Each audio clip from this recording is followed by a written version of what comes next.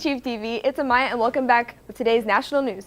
Tonight, Act 2 of the Blood Moon will open up and be much larger than Act 1. If you live in the western half of the United States, you will get the best view on a lunar eclipse.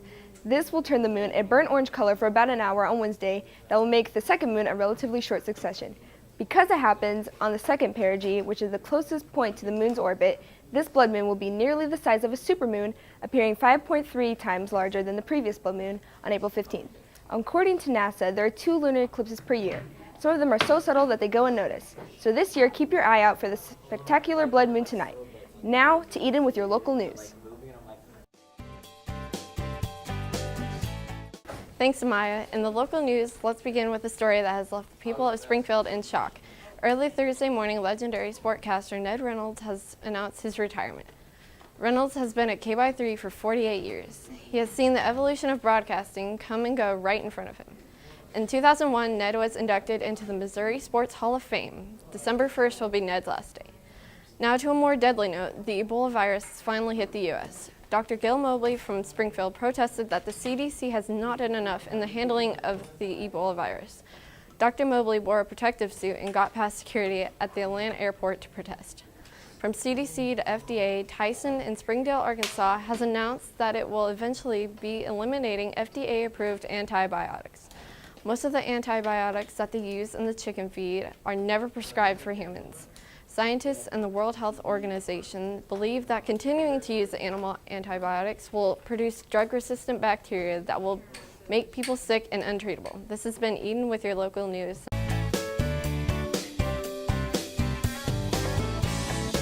Hey Chiefs, I'm Michael Barnes here to tell you what's going on in your world. Kim Kardashian claims that a lady began attacking her with racist slurs while she was on a flight with her baby. The lady apparently stood in the middle of the aisle on the airplane and began screaming at the top of her lungs.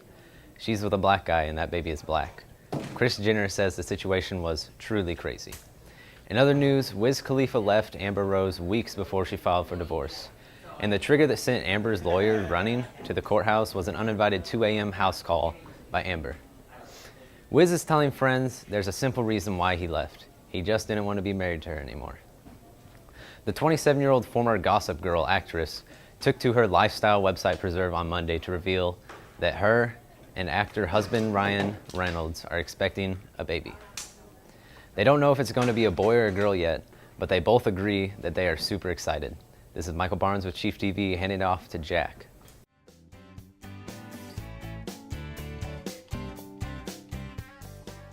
Thanks, Michael. Minnesota Vikings running back Adrian Peterson is in Texas for court and will probably be pleading not guilty to child abuse. Charges Peterson will be accused of child abuse for beating his child with a switch, a small tree branch, while home in Texas. Adrian Peterson will still receive $11.75 million salary, but is not participating in team activities until the case is over.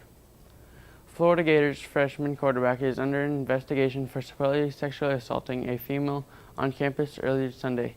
Harris has been suspended for indefinitely from all team activities. University of Florida President Bernie Mach said there is no tolerance for sexual activities in the campus. Now over to Jack.